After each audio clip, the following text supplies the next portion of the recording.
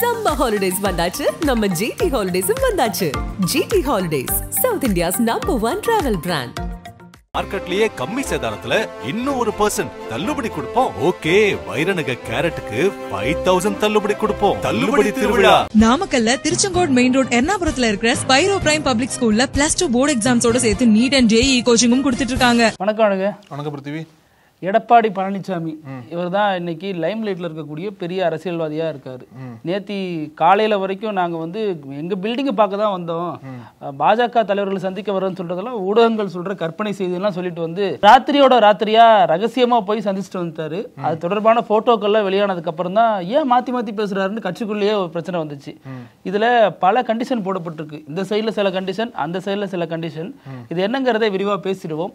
அதே மாதிரி கர்நாடக அரசியல்ல ஹனி டிராப் அப்படிங்கிறது இங்க பெரிய அளவுல ஒரு புயலை கிளப்பி இருக்கு. அதனுடைய பின்னணியை பத்தியும் பேசிடுவோம். Welcome to sensation.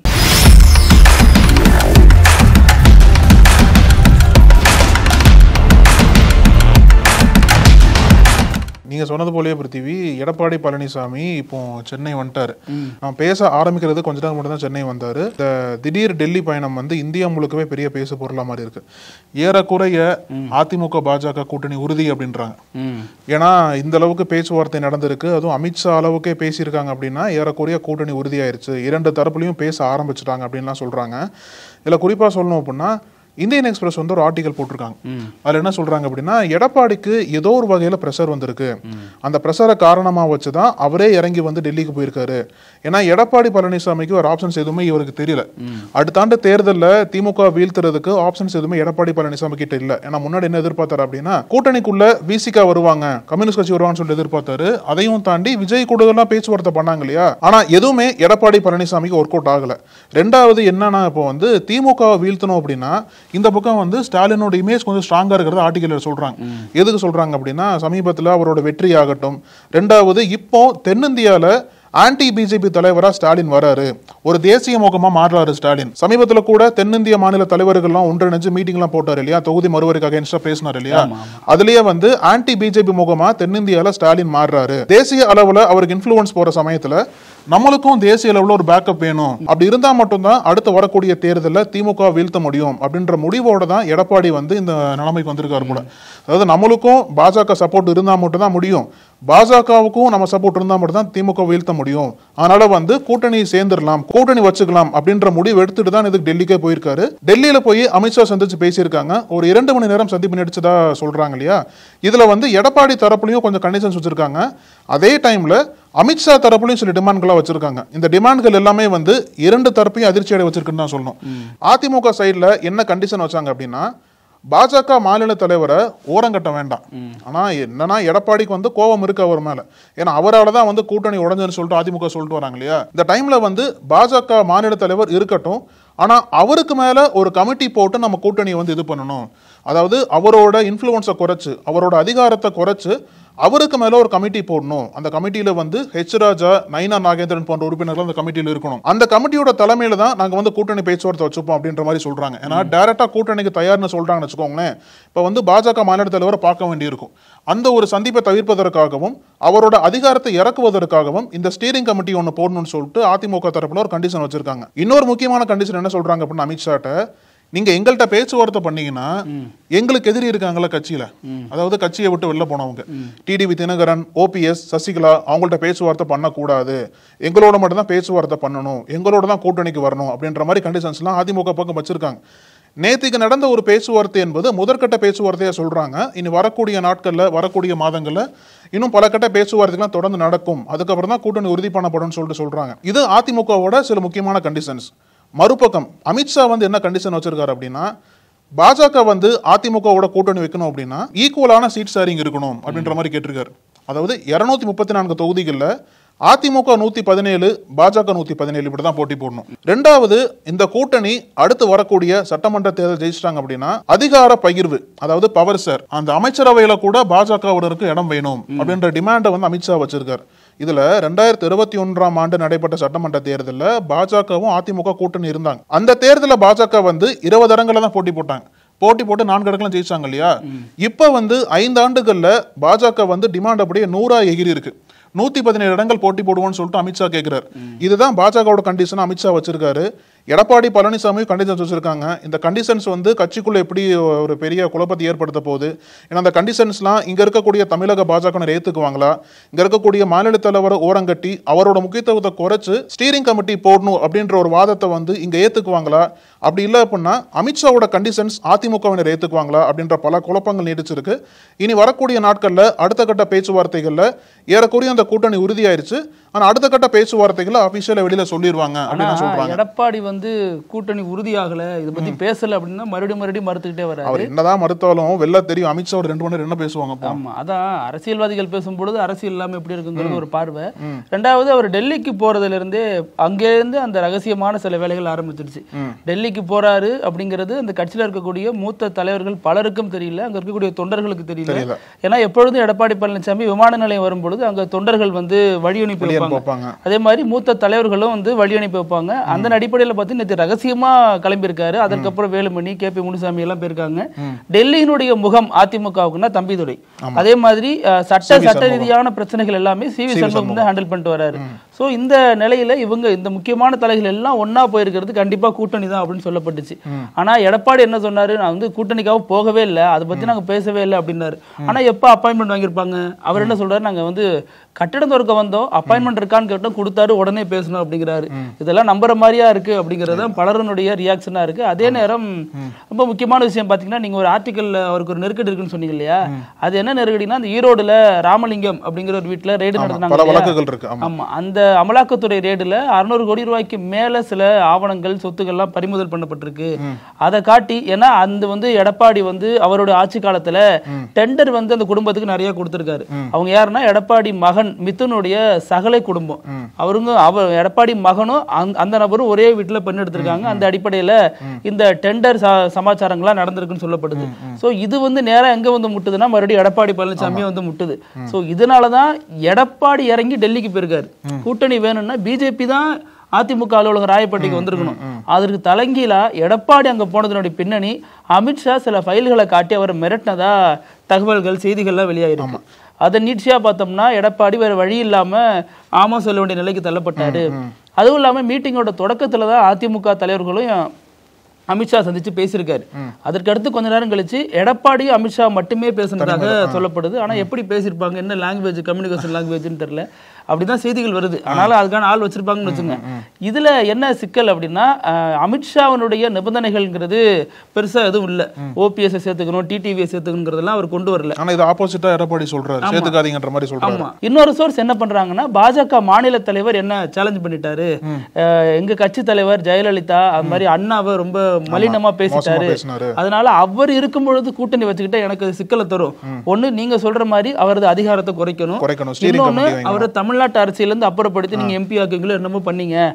அதற்கு அமித்ஷா என்ன சொல்லியிருக்காருன்னா, அதனாலதான் நாங்க இன்னைய வரைக்கும் தமிழக பாஜக தலைவரை மாத்தாம வச்சிருக்கோம். உங்களுடைய நிபந்தனை, அதுவும் இல்லாம எங்களுக்கும் சில பிரச்சனைகள் இருக்கு, அதை நீட்சியா நாங்க நீங்க சொல்றதை நாங்க கன்சிடர் பண்றோம் அப்படின்னு சொல்லியிருக்காரு. அதே மாதிரி OPS, TTV, சசிகலா இவங்களை வந்து இணைக்கணும்னு சொல்லிட்டு என்கிட்ட கேட்காதீங்க, அது என்னுடைய தலைமையை ரொம்ப அளவுல சிக்கலுக்கு உள்ளாக்கும் அப்படின்னு இருக்காரு. அதை யோசிக்கவே செய்யாதீங்க, அதுக்கான வாய்ப்பே கிடையாது. ஆனா அதுல என்ன ட்விஸ்ட் சொல்லப்படுது அப்படின்னா, உங்க கூட அவங்க சேர மாட்டாங்க, அதே சமயம் இந்த தேசிய ஜனநாயக கூட்டணியில அவங்க அங்கம் வகிப்பாங்க. எப்படின்னா, எங்க கிட்ட நீங்க அதிமுக ஒதுக்கக்கூடிய பாஜக ஒதுக்கக்கூடிய சீட்டுகளை நாங்க அவங்களுக்கு பிரிச்சு தருவோம் அப்படிங்கிற மாதிரி பேசுனதா சொல்லப்படுது. இதுல மெயினானது இந்த ராமலிங்கம் மேட்ரு அங்க மாட்டிருக்காருன்னு தான் திருப்பி சொல்லப்படுது. அந்த மேட்டரை வச்சுதான் அமித்ஷா வந்து பேசியிருக்காரு. அமித்ஷா கூட SP வேலுமணில இருந்து அனைவரும் பேசியிருக்காங்க. இந்த ஈஷால நடந்த சம்பவம், மீட்டிங்கு, இது இப்படி பல விஷயங்கள்ல எடப்பாடி சிக்கிக்கிட்டதால வேற வழியே இல்லாம தலையசிச்சிருக்காரு. எடப்பாடி மீட்டிங் முடிச்சுட்டு வெளில வந்து இவர் என்ன சொல்றாரு, நான் அதை பத்தி பேசவே இல்லைங்கிறாரு. ஆனா வெளில வந்த ஒரு சில நிமிடங்கள்லயே அமித்ஷா தமிழ்ல ட்வீட் போடுறாரு, கண்டிப்பா தமிழகத்துல தேசிய ஜனநாயக கூட்டணி ஆட்சி மலரும், அதுவும் 2026 மலரும், மது வெள்ளம் ஊழலுக்கு எதிரான நடவடிக்கைகளை மேற்கொள்ளும் அப்படிங்கிறாரு. முதல்ல பாஜக இருக்கக்கூடிய ஊழலுக்கு பல மாநிலங்கள்ல இன்னும் மது வந்து அமல்ல தான் இருக்காங்க, அதையெல்லாம் அப்புறப்படுத்துங்க அப்படிங்கிற குரல்களும் ஒலிக்க தொடங்கி இருக்கு. இன்னொன்னு என்னன்னா, அமித்ஷா வந்து என்டிஏ கூட்டணி கண்டிப்பா அமையும் சொல்றாருல, இதுலதான் பல கேள்வி இருக்கு. என்ன அப்படின்னா, ஒருவேளை அதிமுக பாஜகவோட கூட்டணி வச்சுட்டாங்க அப்படின்னா தமிழகத்துல யார் தலைமையில கூட்டணி? பாஜக தலைமையில கூட்டணியா இல்ல அதிமுக தலைமையில கூட்டணியா? ஏன்னா நீங்க சொன்னது போல இதுல பாஜக தேடி வரல, அதிமுக தான் தேடி போயிருக்காங்க. முன்னாடி அமித்ஷா பலன்கள் என்ன சொல்லியிருக்காரு அப்படின்னா, தமிழகத்துல பாஜக தலைமையில தான் கூட்டணி அமையும் சொல்லியிருக்காரு இல்லையா? பாஜக தலைமையில கூட்டணி ஏத்துக்கிறதுக்கு அதிமுக தயாரா இருக்குமா அப்படின்ற ஒரு பெரிய கேள்வி இருந்திருக்கு. ஆனா தமிழ்நாட்டோட ஸ்டைல்ங்கிறது என்னவா இருந்தாலும் தேசிய கட்சிகள் இங்க தலைமை தாங்க முடியாது. இல்ல, அது பல மாநிலங்கள் அப்படிதான் இருக்கு. பீகார்ல கூட நிதிஷ்குமார் தான் அங்க மெஜாரிட்டியில இருக்காரு இல்லையா? அதுவும் இல்லாம முதல்வர் வேட்பாளர் வந்து மகாராஷ்டிரா ஸ்டைல் எல்லாம் தமிழ்நாட்டை சொல்ல முடியாது. முதல்வர் வேட்பாளரா ஒருத்தர் நீங்க அறிவிக்காம தேர்தலை சந்திச்சா அது எவ்வளவு பெரிய பின்னடைவை ஏற்படுத்தும்னு காங்கிரஸ் கூட்டணி நாடாளுமன்ற தேர்தலில் நடந்ததுதான் இங்கேயும் நடக்குங்க. ரெண்டாவது, எடப்பாடி பழனிசாமிக்கு இது ஒரு பெரிய மைனஸா போயிருச்சு. அவரே தேடி போய் வழியேக்க, அதாவது இது வரைக்கும் பாஜக எதிர்த்து வந்திருந்தவர் இப்ப அவரே வழியேக்க போய் கூட்டணி பேச்சுவதற்கு தயாராகிறார் அப்படின்னா இது அவரோட தலைமைக்கு ஒரு பெரிய நெகட்டிவா பாக்குறாங்க. ரெண்டாவது, அதிமுகவை மீண்டும் எப்படி மக்கள் ஏத்துக்குவாங்க? அதாவது பாஜக இருந்து வெளியே ஏத்துக்கிறது விடுங்க. ஜெயக்குமார் பேசின ஒரு வீடியோ வைரல் ஆயிட்டு இருக்காது பாத்தீங்களா? நான் தோத்ததுக்கு காரணமே பிஜேபி தான். 25 வருஷம் ராயபுரம் தொகுதியில முடிசூடா மன்னனா இருந்தேன், பிஜேபி கூட அலையன்ஸ் வச்சதுனாலதான் நான் இவ்வளவு பெரிய தோல்வியை தழுவுனேன். அந்த தொகுதியில ஒரு 40,000 பேர் இஸ்லாமியர்கள் இருப்பாங்க. அவங்க எல்லாரும் என்கிட்ட சொன்னது என்னன்னா, இல்லண்ணா நீங்க தேவையில்லாம கூட்டணி வச்சுக்கிட்டீங்க, அது வேணாண்ண அப்படின்னாங்க. நானும் சொன்னது வேஸ்ட் லக்கேஜ் தான், டைம் கிடைக்கிறப்ப கழட்டி விட்டுறோம் அப்படின்னு. அதே மாதிரி கழட்டி விட்டோம் அப்படின்னு இந்த பாஜக அதிமுக கூட்டணி முறிவின் சமயத்துல ஒரு பேட்டி கொடுத்தாரு. அந்த பேட்டி இப்ப வைரல் ஆகுது. இப்ப மறுபடியும் பிஜேபி கூட கூட்டணி வச்சுட்டா ஜெயக்குமாரோட ஸ்டாண்ட் என்னவா இருக்கும்? அவர் ஏத்துப்பாரா அல்லது எப்படி மறுபடியும் ராயபுரத்துல தோல்வியை தழுவாரா? இது எப்படி எடுத்துக்கிறதுன்னு தெரியல. ஒரு பக்கம் ஜெயக்குமார் அப்படி சொல்றாரு, இன்னொரு பக்கம் பல முக்கிய அதிமுக தலைவர்கள்லாம் இது நல்ல விஷயம் தானே, கூட்டணி வருது நல்லதானே, பாஜகவோட அதிமுக சேர்ந்து நல்ல விஷயம் சொல்லிட்டு ஒரு பக்கம் ஆதரிக்க ஆரம்பிச்சிட்டாங்க. இப்பவே அபிஷியலா சொல்லல கூட்டணின்ட்டு, இப்பவே ஆதரிக்க ஆரம்பிச்சிட்டாங்க. இனிமேல் தான் தெரியும் எடப்பாடி பழனிசாமி. எடப்பாடியே மறுபடியும் இன்னைக்கு பேட்டியில நீங்க நல்லா கவனிச்சீங்கன்னா ஒரு இடத்துல ஒரு செய்தியாளர் கேட்கறாங்க, இந்த மாதிரி அப்பனா அதிமுக பாஜக கூட்டணி வருமானு கேட்கிறப்ப அதெல்லாம் இல்லன்னு சொல்ல முடியுமா அப்படின்னு கேட்கறாங்க. அது சொல்ல முடியாது. அது சூழ்நிலைக்கு ஏற்ற மாதிரி கூட்டணி மாறும். சூழ்நிலைக்கு ஏற்ற மாதிரி எடப்பாடி வந்து ஆரம்பத்துல இருந்தே வந்து ஸ்ட்ராங்கா பாஜக அட்டாக் பண்ணல. ரெண்டாவது, கூட்டணி குத்து மருத்துவம் பேசல. அதிமுக நிர்வாகிகள் தான், கீழ்மட்ட தொண்டர்கள் தான் பாஜகவை தாக்கி பேசிட்டு இருந்தாங்க. அப்பவே கேள்வி கேட்டாங்களே, எடப்பாடி வந்து தாக்கி பேசினா மட்டும் தான் நம்மளோட ஸ்டாண்ட் வந்து பெருசா தெரியும்னு சொன்னாங்க இல்லையா? எடப்பாடி வந்து அந்த அளவுக்கு பெருசா அட்டாக் பண்ணி பேசல பாஜக. அப்பயே சாஃப்ட் டவுன்ல தான் எடுத்துட்டு இருந்தார். இப்போ அவரே என்ன சொல்லியிருக்காரு அப்படின்னா, சூழ்நிலைக்கு ஏற்றவாறு இங்க கூட்டணி கணக்குகள் மாறும் அப்படின்ற மாதிரி வழக்கத்தை கொடுத்து பாஜகவோட கூட்டணி சாத்தியம் அப்படின்ற மாதிரி ஒரு ஹிண்ட கொடுத்திருக்காரு. இது வந்து அதிமுக நிர்வாகிகளுக்கும் பொதுமக்களுக்கும் அதிமுகவோட ஸ்டாண்ட் வந்து எப்படி இருக்க போகுது, இனி அடுத்து வரக்கூடிய தேர்தலில் அதிமுகவோட எதிர்காலம் எப்படி இருக்க போகுது? ஏன்னா பாஜகவோட கூட்டணி வச்சுதான் பல தேர்தல்களை தோத்தாங்க இல்லையா? அது ஜெயக்குமாரே சொல்றாரு. 2019 2021 இதெல்லாம் நாங்க பிஜேபி கூட அலையன்ஸ்ல இருந்ததுனாலதான் இந்த தோல்வியை தழுவணும் அப்படின்னு அவரே வெளிப்படையா சொல்றாரு. ரெண்டாவது, இன்னொன்னு என்ன கேட்கறாங்க அப்படின்னா, இந்த விமர்சனம் என்ன சொல்றாங்க அப்படின்னா, இன்னொரு ஏக்நாத் சிண்டேவா எடப்பாடி மாறிடுவாரோ அப்படின்ற பயம் எழுப்புறாங்க. ஏன்னா மகாராஷ்டிரால கூட இப்படிதான் வந்து ஏக்நாத் சிண்டேவை தூண்டி விட்டு பாஜக அரவணைச்சாங்க. இப்போ இன்னும் அடுத்த தேர்தல் வந்தோன்னு ஏக்நாத் சிண்டே வந்து ஓரம் கட்டிட்டு தேவேந்திர பட்னாவிஸோட கை ஓங்கி இருக்கு. இப்போ அதே மாதிரி எடப்பாடி பாஜக வரத சரண்டர் அடைஞ்சிட்டார் அப்படின்னா இன்னொரு ஏக்நாத் சிண்டேவா மாறி ஒரு ஓரம் கட்டிடுவாங்களோ, அதிமுக ஓரம் கட்டிடுவாங்களோ அப்படின்ற கேள்விகளை எழுக்கிறாங்க. இது வந்து கண்டிப்பா அவங்க வந்து நோட்டீஸ் பண்ணி ஆகணும் இல்லையா? அதே சமயம் இங்க இருக்கக்கூடிய தமிழக பாஜக மாநில தலைமைக்கு இது தொடர்பான எந்த ஒரு செய்தியும் தரப்படலை அப்படின்னு சொல்லப்படுது. ஏன்னா நேத்து இப்தார் விருந்து நடைபெற்றுச்சு இல்லையா? அதுல பாஜக மாநில தலைவர் அந்த சிறுபான்மை பாஜக சிறுபான்மை அணி சார்பாக அந்த விழா நடைபெற்றுச்சு. அதுல ஓபிஎஸ், டிடிவி, ஏசி சண்முகம் மாதிரியான அதனுடைய கூட்டணி கட்சிகள் எல்லாரும் பங்கேற்றாங்க. அந்த விழாவில் முடிச்சுட்டு செய்தியாளர்கள் சந்திக்கிறப்ப மாநில தலைவர் பாஜக மாநில தலைவர் என்ன சொல்றாரு அப்படின்னா, தமிழ்நாட்டில் 5 முனை தேர்தல்ங்கிறது நடக்க போகுது, 5 முனை போட்டிங்கிறது நடக்க போகுது அப்படிங்கிற மாதிரி தான் அவர் பேசுறாரு. 3 முனை போட்டியா வருமா அப்படிங்கிறது எது பார்த்துதான் ஆகணும் அப்படிங்கிறாரு. அவர் பார்வையிலேயே பாஜக, அதிமுக, திமுக, நாம் தமிழர், தாவேக்கான்னு 5 முனையா தான் அவர் சொல்றாரு. சோ அது வரைக்கும் அவருக்கு தகவல் சொல்லப்படல. அதுவும் இல்லாம அவர் பேசின ஒரு வீடியோவும் வைரல் ஆயிட்டு வருது. அவர் என்ன சொல்றாருன்னா, அதிமுகவுக்கும் எனக்கும் என்ன பிரச்சனை, வாக்கிய தகராறா? அப்படிலாம் ஒண்ணும் இல்ல. 2019 வாரணாசி தேர்தலில் மோடி வேட்புமனு தாக்கல் பண்ண போறாரு, அப்படின்றாரு. அப்ப வந்து எங்க கூட்டணியில இருக்கக்கூடிய ஒரு தலைவர் எடப்பாடியை அழைக்கிறாரு, வாங்க வாரணாசி போகணும், அங்க நம்ம கூட்டணி தலைவரா இருக்கக்கூடிய மோடி வாரணாசியில வேட்புமனு தாக்கல் பண்றாருன்னு சொன்னாரு. அப்ப எடப்பாடி என்ன சொன்னாருன்னா, தோக்க போற தலைவருக்கு நாயா வந்து வேட்புமனு தாக்கல் பண்ண கூட நிக்கணும் அப்படின்னாரு. அதனாலதான் நான் அவரை விமர்சிக்கிறேன், என்னுடைய அந்த நாள்ல இருந்து நான் அவரை கடுமையா விமர்சிக்க தொடங்கினங்கிற மாதிரி ஓப்பன் ஸ்டேட்மெண்ட்ல வெளிப்படையா சொல்றேன்னு சொல்லி சொன்னார். இப்ப அவருடைய நிலைப்பாடு என்னவா இருக்கும்? அதுவும் இல்லாம அவர் பேட்டி அளித்த ஒரு செய்தித்தாள் கட்டிங்கிறது தொடர்ந்து வைரல் ஆயிட்டு வருது. நான் வந்து மறுபடியும் பாஜக அதிமுக கூட கூட்டணி வச்சா நான் ராஜினாமா பண்ணி விலகிடுவேன். சோ இது எல்லாமே இப்ப பெரிய அளவுல பேசுபொருளா மாறப்படுது. இதுல இன்னொரு முக்கியமான விஷயம் என்னன்னா, அமித்ஷாக்கு அதிமுக மீது ஒரு கோபம் இருந்தது. என்ன கோபம் அப்படின்னா, 2024 நாடாளுமன்ற தேர்தலில் ஒருவேளை பாஜக அதிமுக கூட்டணி இருந்து கூட்டணியோட தேர்தல் சந்திச்சிருந்தோம் அப்படின்னா பாஜகவோட வாக்கு வங்கி இன்னும் உயர்ந்திருக்கும். ஆனா கூட்டணி பிரிய போய் தான் தமிழ்நாட்டுல வந்து பாஜகவுக்கு எந்த எம்பியும் கிடைக்கல. அதிமுகவோட கூட்டணி இருந்தாங்க அப்படின்னா ஒரு 2 சீட் கிடைச்சிருக்க வாய்ப்பு இருக்கு. இதை வந்து தடுத்தது அதிமுக தான் அப்படின்ற கோவம் வந்து அமித்ஷாக்கு இருக்கு. அதனாலதான் நேத்திக்கு நடந்த கூட்டத்துல கட் அண்ட் ரைட் டிமாண்டே வச்சுட்டார், உங்களோட கூட்டணி வரணும் அப்படின்னா எங்களுக்கு பாதி சீட் வேணும். 117 சீட்ல நாங்க போட்டி போடுவோம். அதாவது 117 சீட்ல பாஜக தமிழ்நாட்டில் போட்டி போடும். அது நினைச்சு பார்க்க முடியுதா? போன தேர்தல் 20 தான் போட்டி போட்டாங்க. இப்ப வந்து 117 சீட்டை வந்து அமித்ஷா வந்து டைரக்டா டிமாண்ட் வைக்கிறார். இப்பயே டிமாண்ட் வச்சு முடிச்சா மட்டும் தான் நம்மளுக்கு கிடைச்சது இது பண்ண முடியும்னு சொல்லிட்டு இப்பயே டிமாண்ட் வச்சுட்டார். ரெண்டாவது, இந்த கூட்டணி ஜெயிச்சாலும் அதிகார பகிர்வு வேணும், எங்களுக்கு அமைச்சரவையில இடம் வேணும் அப்படின்ற டிமாண்டை வந்து அமித்ஷா வச்சிருக்காரு. இப்போ இது எடப்பாடி எப்படி கையாள போறாரு? நீங்க சொன்னது போல அவருக்கு இருக்கக்கூடிய தனிப்பட்ட சிக்கல், அரசியல் சிக்கல் எல்லாத்தையும் கடந்து எடப்பாடி எப்படி வந்து இது பண்ண போறாரு? ஒரு பக்கம் இவங்களை சமாளிக்கணும், ஓபிஎஸ் சமாளிக்கணும், டிடிவி தினகரன்லாம் சமாளிக்கணும், ஒரு பக்கம் அமித்ஷாவோட டிமாண்டை சமாளிக்கணும், ஒரு பக்கம் அவருக்கு இருக்கிற இந்த வழக்குகளை சமாளிக்கணும். இந்த மாதிரி பல மோதல்கள் பல கோணங்கள்ல இருந்து அவருக்கு சிக்கல் தொடர்ந்து வந்துட்டு இருக்கு. இதுல அதிமுகவினர் தொடர்ந்து சொல்லிட்டு வருது, இஸ்லாமியர்கள் வாக்கு பாஜக கூட போனா கிடைக்காது அப்படிங்கிறது தான். ஏற்கனவே சிஐஏவா இருக்கட்டும், டெல்லியில 2020 நடந்த கலவரமா இருக்கட்டும், அப்புறம் இஸ்லாமியர்களுக்கு எதிராக பாஜக மாநிலங்களில் நடக்கக்கூடிய இந்த சொத்து இடிப்பு சம்பவங்களா இருக்கட்டும், அவங்களுக்கு எதிரான சில வன்ம பேச்சுகள் பாஜக ஆளும் மாநிலங்களில் தொடர்ந்து பேசப்பட்டுட்டே வருது. அப்புறம் மாட்டுக்கறி விவகாரமா இருக்கட்டும், இப்படி எல்லாமே பாஜக எதிராக தான் பண்ணிட்டு வருது. இதுல இஃப்தார் நோன்புல திமுக விமர்சிக்கிறாரு பாஜக மாநில தலைவர். ஸோ இது எல்லாமே திமுக காரங்க எடுத்து போட்டு இன்னைக்கு விமர்சிச்சுட்டு வராங்க. அதே சமயம் பாஜக அதிமுக கூட்டணிங்கிறது கிட்டத்தட்ட உறுதியாயிட்டுன்னு சொல்லப்படுற நிலையில எடப்பாடி இதுல ரொம்ப மோசமா அம்பலமாயிருக்காரு அப்படின்னு சொல்லப்படுது. ஒரு விஷயத்த ரகசியமா பண்றாரு, அது செய்தியாளர் கேட்கிறப்ப ஆமா பார்க்க போறேன் அப்படின்னு அங்கேயே சொல்லிட்டு போட்டா பிரச்சனை முடிஞ்சு, பார்க்கலன்னு சொல்லிட்டு மறுபடியும் போய் பார்க்கிறாரு. இங்க வந்து நாங்க கூட்டணி பத்தி பேசலன்னு சொல்றாரு, ஆனா அமித்ஷா ஒரு ட்வீட் போட்டு அம்பலப்படுத்துறாரு. இப்படி பல வகையில எடப்பாடியை சிக்க வைக்கிறதுக்காகவே அமித்ஷா பாஜக வேலை செய்யறாங்களோ அப்படிங்கிற கேள்வியும் எழுந்திருக்கு. இது அதிமுக தொண்டர்கள் மத்தியில ஒரு அதிருப்தியை ஏற்படுத்தியிருக்கதாவே சொல்லப்படுது. வரக்கூடிய நாட்கள் தான் அடுத்த கட்ட பேச்சுவார்த்தை எப்படி பண்ண போறாங்க, எந்தெந்த நகர்வுகள் நோக்கி நகர போறாங்க, கூட்டணி உறுதியானதுக்கு அப்புறம் 2 கட்சிகளுக்கும் வரவேற்பு எப்படி இருக்க போகுது, என்னென்ன சிக்கல்கள் இருக்க போகுதுன்றதை பொறுத்து இருந்து பார்க்கணும். இந்த சம்பவத்துக்கு ஓபிஎஸ் கொடுத்த ரியாக்ஷன் தான் அதை விட ஹைலைட். சட்டமன்றத்துக்கு வரதுக்கு முன்னாடி அவர்கிட்ட செய்தியாளர்கள் கேட்கறாங்க, அப்ப அவர் சொல்றாரு எல்லாம் நன்மைக்கே அப்படிங்கிற மாதிரி சொல்லி கடந்து போயிட்டாரு. இது என்ன அர்த்தம், இது எப்படி டீகோட் பண்றதுன்னு தெரியாம பாதி பேர் தலையை பிச்சுட்டு இருக்காங்க. இது ஓபிஎஸ்க்கு நன்மையா அல்லது எடப்பாடிக்கு நன்மையா அல்லது பாஜகவுக்கு நன்மையாங்கிறது, அந்த நன்மை யாருக்குங்கிறது தான் தெரியல. ஆமா. இப்ப இன்னொரு பக்கம் கர்நாடகாவில் வந்து இங்க சட்டசபை போயிட்டு இருக்கு இல்லையா, அது மாதிரி பல மாநிலங்களும் சட்டசபை போயிட்டு இருக்கு.